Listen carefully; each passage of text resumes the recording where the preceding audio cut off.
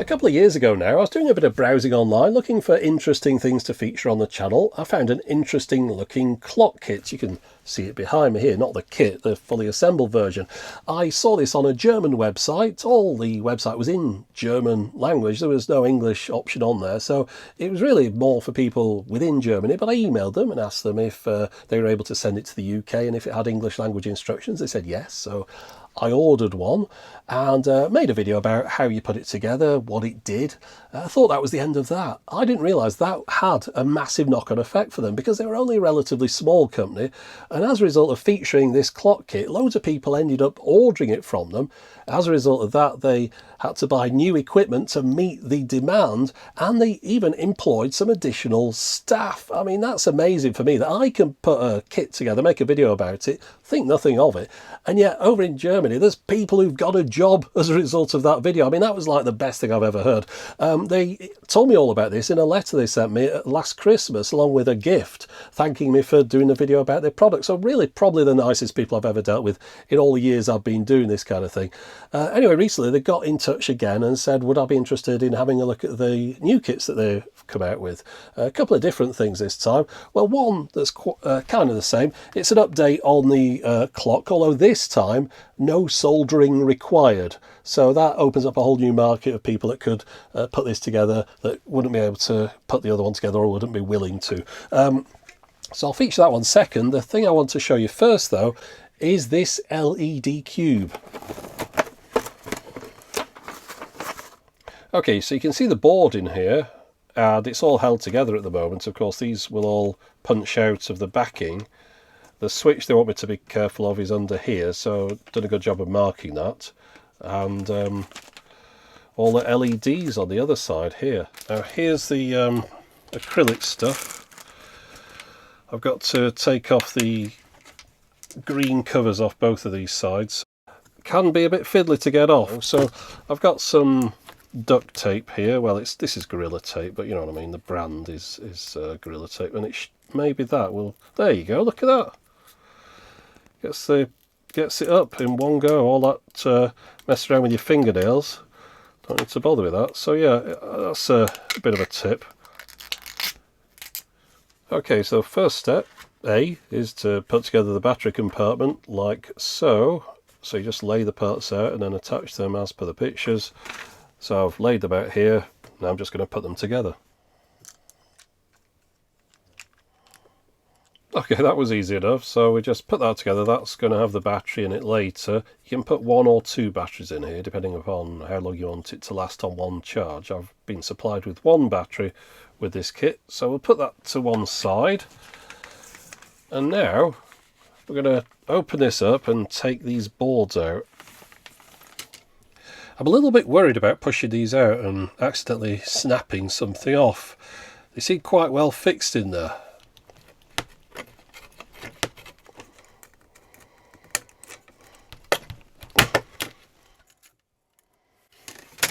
Well, that's one out. Must be an easier way of doing this.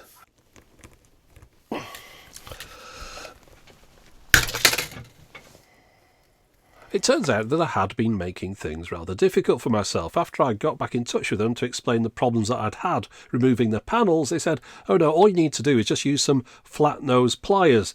Then you can unclip the edges and the thing just pulls straight out. And they even put this video together to demonstrate the technique. When I snipped one of these off, it must have just twisted it or something. 4 of the LEDs have popped off the edge here. These are surface mounted. I've got them here. So we'll carry on building it and we'll look at the end result later on. These triangular stabilizers, I don't believe they carry any voltage. You're just soldering things on to hold the thing together, really. So I'd put one in here in A and B on panel number 1. You can see the points marked here, A and B. And if I just put those in there, then I'd solder them to hold them in place, make sure they're nice and firm, and then that's just going to hold on to the next panel along. I think it's a bit of a weird idea, though, soldering things on that aren't actually conducting electricity. You'd have thought there'd be a way to clip these together, but you know, they must have the reasons. So on to the next part of the instructions. Panels 5 and 6 have to be attached to each other, and then the little triangle things have to be soldered between them, which might be a bit awkward. Notice there's pins here, and therefore those will go together like that. So the pins are holding them slightly as well as the little triangle corner parts. Okay, the next bit's had me a little bit confused. I've read it over and over and I've finally figured out what it is I'm supposed to do. It's just me perhaps not reading it right, but we've got these spacers here, and the idea is that the short spacer goes on the end of the long spacer like this, so you end up making an even longer spacer. And then once we've got those together, all four of them, they go on the board in any position where we've got a picture of a hexagon. So of course in that case it would go on there, and then the next one on there, and you get the idea. So just a matter of putting those on now and securing them on the other side with a screw that goes through. So let's get on with that. I've got to say, I do find this a little bit confusing because we started over there, we kind of worked down here. Now I'm not too sure where it goes to. The letters don't help, and the instructions are labelled 1 through 11, but of course there's no numbers on here, because at the moment I'm up to number 6, installing the controller board. So I've got to put it on panel 1 now. Which do you think installing the controller board is? Well, the controller board's got wires popping out of it, so it's that. Is it starting there? And I don't know. We'll figure it out. That's the controller board. That's panel 1. It says it joins together. X goes to X, which there's X. There's X on the bottom. So those two seem to plug together. But you'd imagine that little, I don't know if you can see that piece there that sticks out, you'd have thought it'd sort of go through this hole or something, but if I put it in there like that, it doesn't. It's quite a bit to the side of it, unless I bend it. I don't really want to bend anything.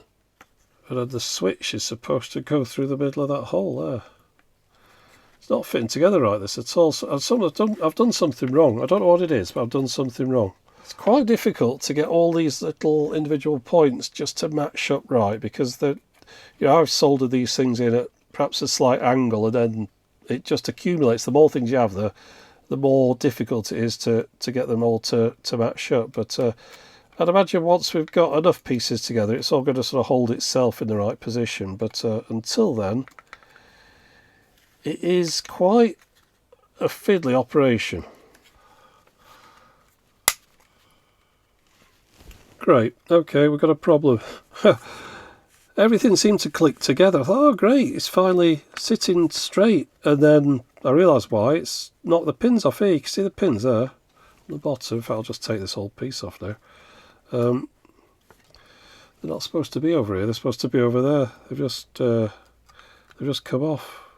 And I'm not sure whether I'll be able to get that back on there. Much like the LEDs, that'll have been soldered on with some sort of heat gun or whatever, and some industrial process. I'm not sure whether my sloppy soldering technique is going to be able to put those two things back together again.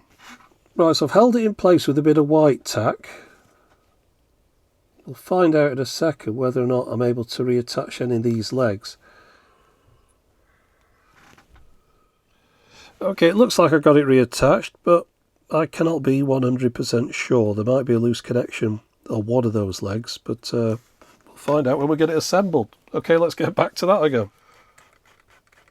One last thing I want to try is to find out whether or not I can reattach these LEDs with a soldering iron. There's not an awful lot of room at either end to touch, but we can give it a go. I mean, it's not going to harm anything, is it? So you can see how these go on. They've got tiny contacts underneath. And then there's these pads on here which are just going to have a little bit of solder on, so hopefully just heating them up enough to reattach it will be possible. We'll find out. Okay, we're putting the battery in now. Now there's connectors for 2, but it will run off 1, and I've got the one here. And you charge it through the USB port there. Now the only issue that I see with that is you can only charge it once you've got it open like this. Didn't mention before, there's a micro SD card slot here, and you put in your animations on that. Right, I've paid a visit to the website, I've downloaded some files to this micro SD card. So this just pops in here, and hopefully I haven't broken too much. Okay, so once you've got your micro SD card in, all you have to do is put the two sides on here. Now you can see there's a connector at the bottom there, so that goes into this. You've got two bits in the top which fit into those holes there. You've got to be quite careful when putting this together, because you've got to put that connector on at the bottom and then slide the top section in. It's a little bit fiddly. You don't want to bend any pins, and once you've got it on there, you then put 3 screws in. There's 2 on the top here, and there's 1 on the bottom there. So I'll just put these screws in, and we'll just have a look at how this looks in action now, and whether or not I managed to fix all my mistakes and get this thing working. Okay, moment of truth. Oh, there we go. Yeah, all the panels are working. That's amazing. I'm surprised at that. Okay, I've dimmed the lights a bit. I'm going to switch it on in a second, but I've got to put a warning out first off. For anyone who's susceptible to flashing images, you shouldn't really watch this next section. It does get quite intense. I'll tell you when it's all over and done with, but for anyone else who is able to watch it, press the on button. Second later, it starts up, runs through the animations that are on that micro SD card, one after the other. This first one isn't particularly interesting, but they get a little bit more elaborate later on. I'm going to pop it on this rotating platform so we can get a better look at it. Now it really is quite bright in person, which is good because it means you can see it during the daytime as well. I didn't really need to dim the lights too much in here at all. I could have left them all on, but the colours don't come through quite properly on the camera when I do that. Even now the reds look a little bit orange on the display that I'm looking at on the back here, so bear that in mind. The colours, there's the full range on here. They might not be coming across on the video though. Now whilst it's running through some animations, there's a few things I want to mention that I think could be improved upon. The first one, the most important one to me, is the fact that you should be able to charge it without opening it up. As it stands at the moment, you have to take off 2 panels which are attached together. You take out 3 screws. You've got to be careful not to damage your connector when you're doing that as well. Not the best idea to be doing something like that over and over again. I think there should be access to the USB port from the outside. I can see it's going to be a little bit difficult with these panels because of course there's not very much room left over on them, but I've got an idea for that I'm going to mention in a minute. Also, I think it should have a function as some kind of sound to light type device as well. That would be a useful, I say useful, an entertaining use to put it to, rather than just playing random animations. But as far as the thing itself goes, it is quite expensive. I've had a look on the website. I think it was €200, so that's a lot for a flashing cube. And a couple of ideas I've got. You notice when this is playing, you can only see 3 sides at once anyway. So you've got a cube, you've paid for 6 sides of these LED panels, which aren't cheap, and yet you're only ever looking at 3 of them. Now, unless you're picking it up, you won't be able to see the others. And picking it up, I don't think is the best idea, given the fact it's got all these little LEDs on the outside that you could potentially damage, especially if you were to put it down on a surface a bit too hard or something. So I think, how about making one with just 3 LED panels? And then you could display it like this, as it is at the moment. I'll turn on my little motor off so you can see what I'm talking about, if I can find the switch for it. There we go. So you could display it like that. You've got 3 panels that are LEDs. The other ones can be blanked off. And then if you've got a blanked off panel, you've got the ability to put in a USB port, the on-off switch, a micro SD card slot, all on one of the other panels that are out of the eyesight. So I think that would also reduce the price significantly. Just an idea. I think that might be something that they could perhaps look at in the future, so you can make a cheaper one that you don't have to take apart when you want to charge it up. I've just noticed I've got this piece of acrylic left over. I think the purpose of this is probably to put underneath the cube. The reason for that is when you activate it, the LEDs on the bottom really aren't doing much at all, but if you put it a little bit raised up like this, you get a bit of an effect underneath as well. I was surprised I managed to fix those LEDs so easily. They just popped back on, soldered each leg, and they're working again, so no problem at all. I thought those would have to be put on with some kind of special equipment. Okay, the flashing has stopped. Let's move on to the next thing they sent over. So I'm glad I managed to get it together in the end and fix all the bits that I thought I'd broken along the way. I nearly threw in the towel a couple of times, I'll be honest with you, but glad I got it finished. Wish it did a little bit more, perhaps a bit of room for improvement here and there, but there you go, that was the LED cube. Links to this in the video description. Now, onto the clock. As I mentioned at the beginning, this is a solderless version of the other clock. It's also 4 digits instead of 6, which a few people asked for. In fact, most of the things that are different about this to the other one are as a result of viewer feedback, where people suggested features or wanted different things. So hopefully those people will be happy with this one. Got to say, the 6-digit one that's flashing away behind me at the moment, that one is still available if you're interested as well. There'll be links to all this in the video description, but let's show how I got on with assembling this 4-digit version.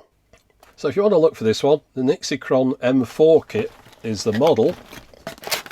This should be a little bit quicker to assemble than the 6-digit one, because most of the time in that one was spent taking the acrylic covering off the digits. Of course, I've got quite a few less digits here. I don't know if I've got English language instructions for this one. Maybe I'll be able to download them off the website. When I've been opening this up, I've noticed they've addressed a couple of other concerns people had. Not everyone likes a 24-hour clock, and I can see straight off on the top here, we've got a symbol that says AM. So unless it's going to pick up the radio as well, it's going to display a 12-hour clock. And we've got a timer symbol there, so it's going to be easier to know what mode you're in. Alarm symbol and Fahrenheit as well. So no centigrade, but maybe that'll... Oh no, there's a centigrade. So yeah, it's going to be able to display the temperature as well, so that's pretty cool. So we've got a lot of different features on this one. Now I just need to know how to put it together. Okay, I've been online, I found the English language version of the instructions, so I've downloaded those and printed them out. Although, really, these are more of a general overview. It lists the components, there's a few links and things, a few hints and tips, but it's not a step-by-step guide to putting the thing together. For that, you have to go on YouTube. There's a video that shows you the full construction.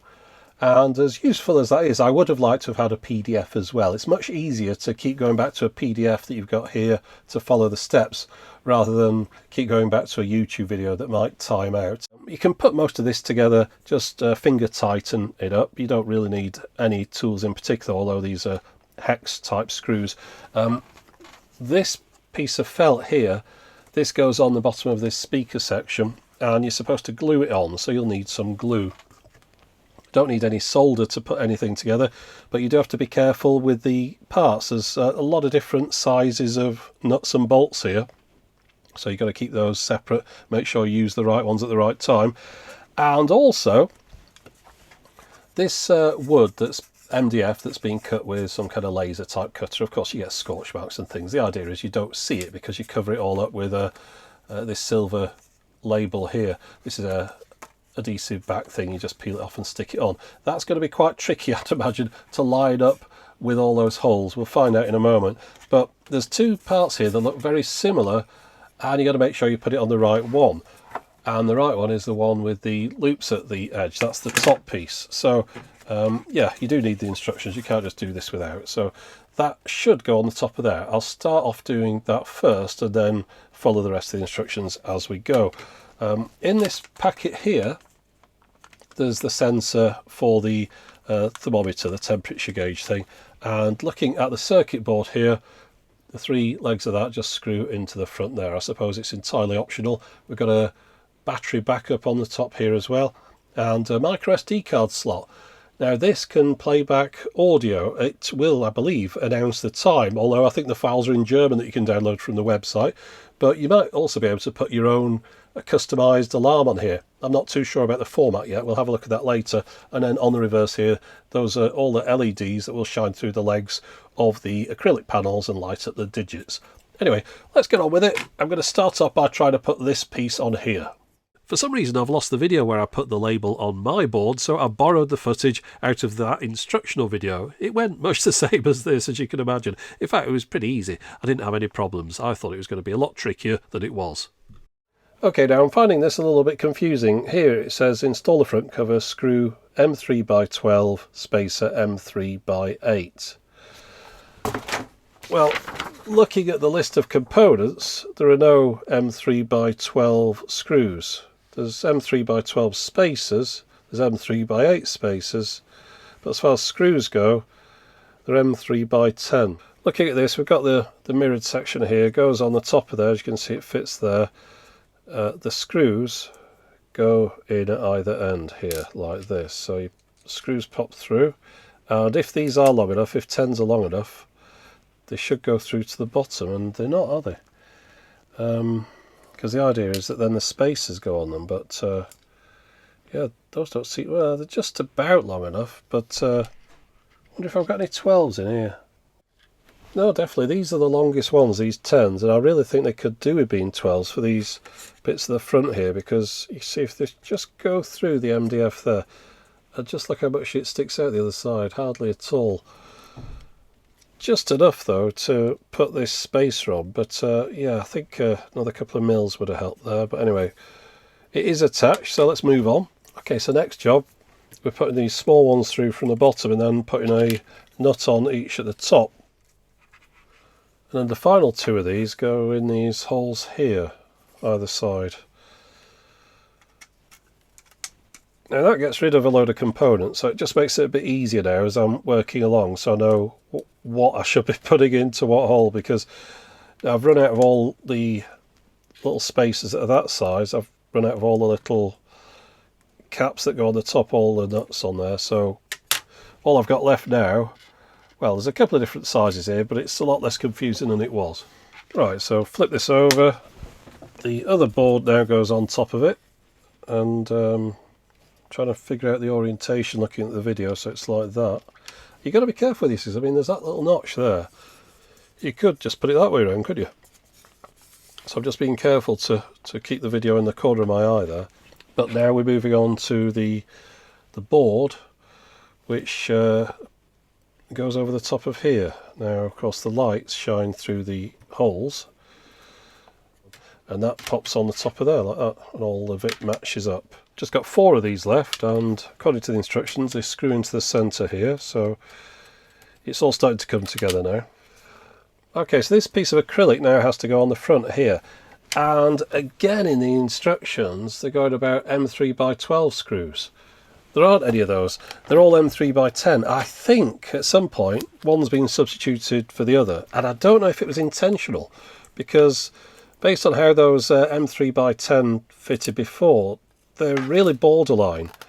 I think maybe they should have another look at this and go back to the M3x12s. The 12, of course, is 12mm in length, and the 10's 10. So yeah, these should attach to the ends. Yeah, luckily there's enough thread there to attach it, so we're okay. Okay, I'm flipping it over, inserting the acrylic light pipe, which is in this bag. I haven't opened this yet. This is some of the components for operating it. So got a sort of cog thing there, a stick that goes on the top, thing for the switch, and there's the light pipe. So yeah, that just pops in the hole here, I believe. That's quite a tight fit, that. Okay, so we flip it back over, and then we insert the first MDF ring, which the hole is supposed to go at the front there, and then we add the speaker. Reasonable size speaker for a little thing like this. It might have quite decent sound, we'll find out in a bit. So that is supposed to go just in here. It seems a bit odd putting it near those components, but that's how it shows it. And then this plugs into here. The black wire goes on the left looking at the picture, so we'll do it that way around. And then on top of that goes this one, which has a cutout for the wire. There we go. Then it says add the third ring, so that's this one, I suppose. The third and fourth look pretty similar, don't they? Different thicknesses though. So there's another one there.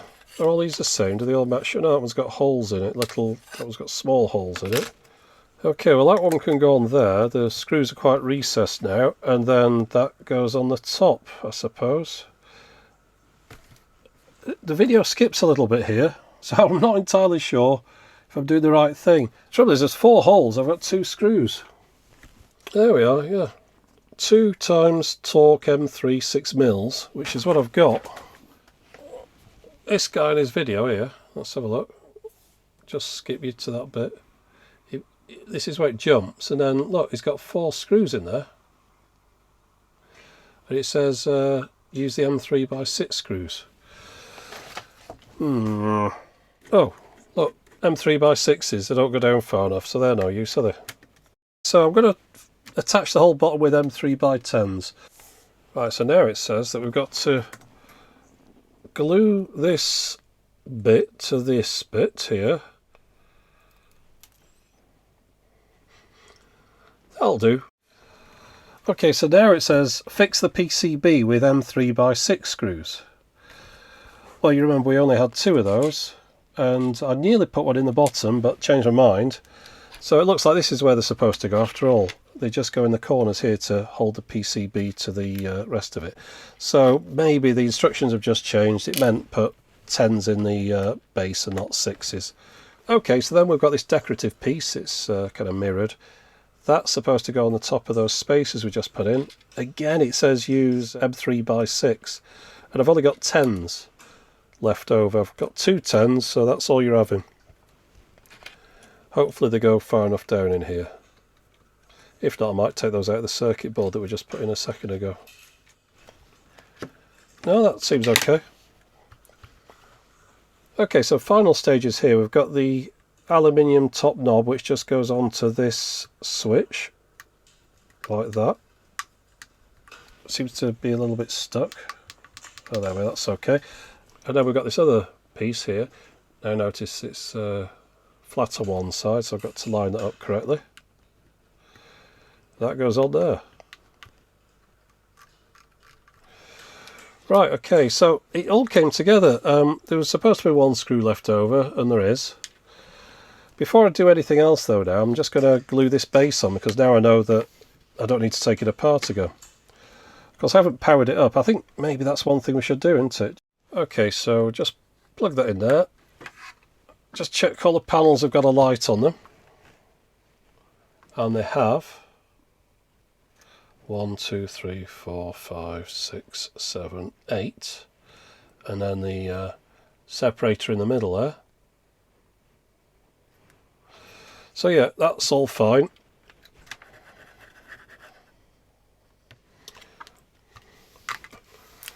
Okay, we can put that aside now because we're on to the time consuming bit. I'll tell you how long it takes. I'm going to time it now. It's 20 past 1 in the afternoon.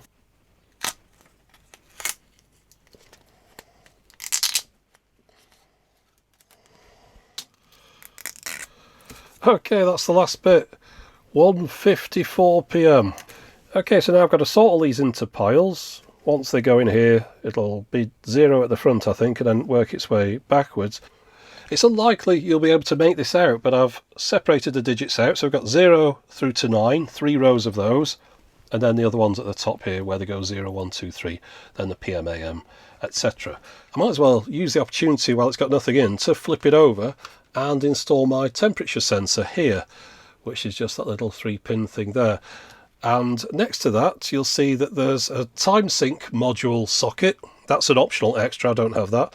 And then we've got a mini USB and a micro USB. You choose which one of those your wire will plug into. It's either or, not both. And then at this end, we've got a micro SD card slot.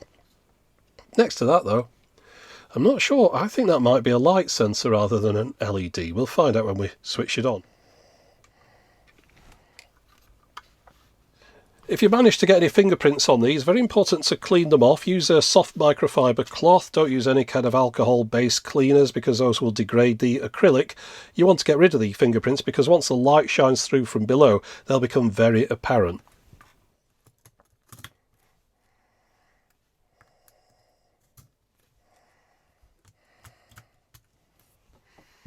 Okay, right, here we go again. Let's plug it in.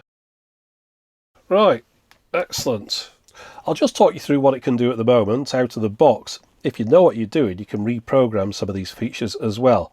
And I believe the software's being worked on, so there might be some more features in due course. But starting off, we've got a clock, an alarm, countdown timer, stopwatch, and it'll show the temperature as well. So the controls on the front here, we've got the wheel and the button next to it. The wheel can also be pressed down to click and select options. We've got a white LEDs lit up at the moment here, where you can see the minutes and hours separator flashing there. And we can move between various different colours for these. Now some of these, if you leave them on like that, that will stay with that blue colour. But there are some others where it will cycle. There's this one which cycles quite quickly between the various colours, each digit showing a different colour, and as you can see it's moving between them now. And then there's this one, seems to cycle a little bit slower, but much the same idea, each digit shows differently. And then in between those, this one starts at red, goes through orange, then yellow, I think green, onwards like that. Keeps cycling through, but all the digits show the same colour. So if we get to one that's nice and clear and easy to see, that one for example, if I press down on this button now, you can see we've got the temperature, 26 degrees C. We can change that to Fahrenheit in the settings if we want. Then it will show the date, 9th of June. Again, you can swap those digits around in the settings if you prefer, and then it shows the year at the end. And then back to the time again. If I hold down the button on the left here, this is the countdown. These are seconds on the right, so if we set it to a 5-second countdown, we could put the minutes over here. You can see the maximum it goes to is 39, so you could have 39-minute, 59-second countdown, but we'll have a 5-second one. At the end of the 5 seconds, it's going to play a little tune. I believe it's playing it from a sounder on the circuit board.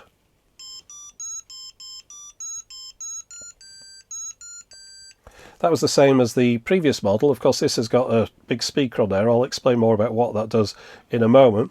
But if we press that button again to get to the countdown timer and then hold it down, we've get into the stopwatch function. So if I press the one on the right now, you'll see it starts to count up. These are seconds, of course. So presumably this goes to 59 minutes and 59 seconds. Okay, so to get into the settings, hold down the wheel. 0 is the first setting, 1 is on, 0 is off, and this is the setting for the beep that you can hear, or you might be able to hear as we move between the menus. So I've left it on at the moment. So if we move to the next one, setting number 1, we can see there 24's flashing. If I spin it, it's 12, so this is a 12 or 24 hour mode, number 1. So if I bring it back to the clock again, you can see it's showing 4:47 PM, but the AM or PM indicator isn't lighting up there. Oh, it is now. There we go. It wasn't doing that before. Maybe it does it after a couple of seconds. I just wasn't giving it long enough. Yeah, it goes on and off. Right, okay, so there you go. That's where the PM indicator comes in. So it's 4:47, and then every now and then it's going to flash that it's PM. I prefer 24-hour clock mode, but that's my preference. At least you can do both. So I'll move it back into that. So just to go into here, number 1, change it to 24, hold it down, we're back to 24-hour mode. So I'll just move on through the other options quickly. Number 3 is where you decide whether you want the date to show as day first or month first. And you choose 0 or 1 to choose between the two.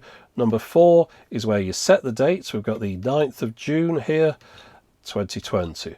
So if we drop out of that, number 5, you can see this is the alarm. We can choose whether we want the alarm on or off. 1 would be on. Number 6 is the alarm time. So at the moment it's about 16:51, so we'll set it to that. And then that will mean the alarm will go off and we'll be able to have a listen to it. So you could go the other way as well. I've gone the long way around here, as you can see. But if we set it to 51 and then drop out, and we'll just drop back to the menu, and in a second that alarm should be going off. And you can see there we've got both the alarm symbol lit up as well as the first digit on here. Number 7 is where you choose whether you want the date to show automatically as well as the temperature. That will come around every few seconds. Party mode, well, this is where it flashes the digits in various different patterns when it reaches every couple of minutes on the minute. And then number 9 is the slot machine mode, which does a similar thing but just rotates all the numbers, and you choose on or off for both of those. So if we just drop out of that, in a second or two, when it reaches 53, we should see what the results are of that party mode. If it doesn't happen at 53, it'll happen at 54.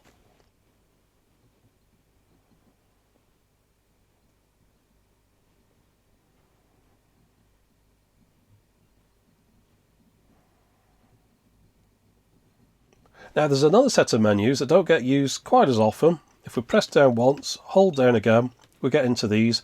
0 is about adjusting the brightness. At the moment I've got it set to 15, which is the maximum. If I bring all that down to 1, and then we drop out of it, you'll see the difference. That's pretty dull. Might be alright in a low lit room, perhaps a bedroom or something, but there's another setting as well. If we go into here and adjust that to 0, and drop out, that's auto brightness now. It's using the sensor on the back to detect the light in the room, and it'll adjust it accordingly. If I turn my light up that's ahead of it here over the top, in a couple of seconds it will adjust its brightness to match as much as it can. So now if I was to switch that down, you'll see those are quite a bit brighter than they were before, and they're now dropping back down again. Right, number 1 is the minimum brightness for the auto brightness mode we've just seen. 2 and 3 are to do with adjusting the time offset in case it's running fast or slow. Number 4, temperature, centigrade or Fahrenheit. Let's move it into Fahrenheit, which is number 1. Number 5 is whether we want it to chime on the quarter of an hour and on the half hour, so let's turn that on. Number 6 is the volume of the internal speaker. We can adjust that here. Number 7, the equalizer of the internal speaker. And number 8, the fade mode between digits, how quickly one digit takes to fade to another.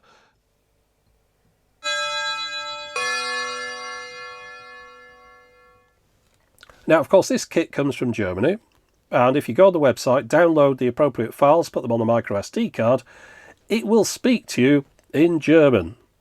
Es ist Dienstag, 17:23.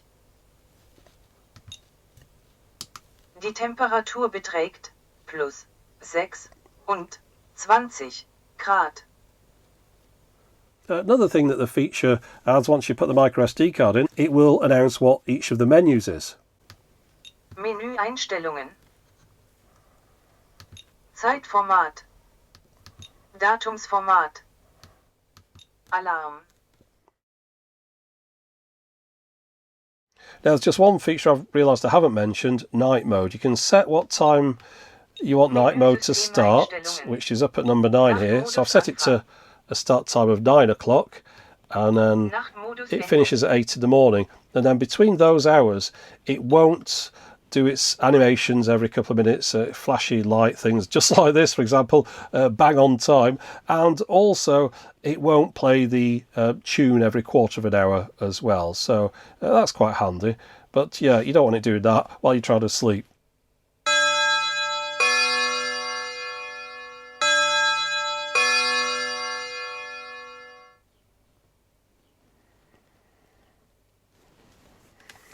I've just changed the chime for the 45 minutes into my own MP3. I'm interested to find out whether or not it sounds. So let's change this to 44 and see what happens.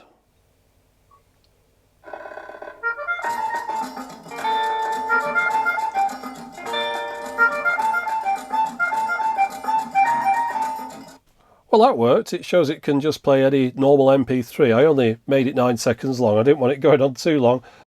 So there you go, that's the 4-digit clock. I've got to say you get a lot more out of this if you were able to program, because you could get it to do all sorts of things. I'm just using it with its stock features out of the box, and I'm sure those are going to change over time as well, as are probably the instructions. Early days for this product, so there could be PDF instructions, there could be new videos, there could be a few changes to this, but you get the general idea. That's what you get when you put it together, and it's a nice effect still. Like these clocks, just like this edge-lit acrylic look. It's very pleasing to the eye.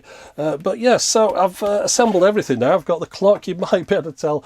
I've got the cube flashing away behind me as well. So those are the 2 latest products. Links to those in the video description text box. And of course, if you're interested in the 6-digit clock that you have to solder together yourself, well, links to that in there as well. So that's it for the moment. As always, thanks for watching.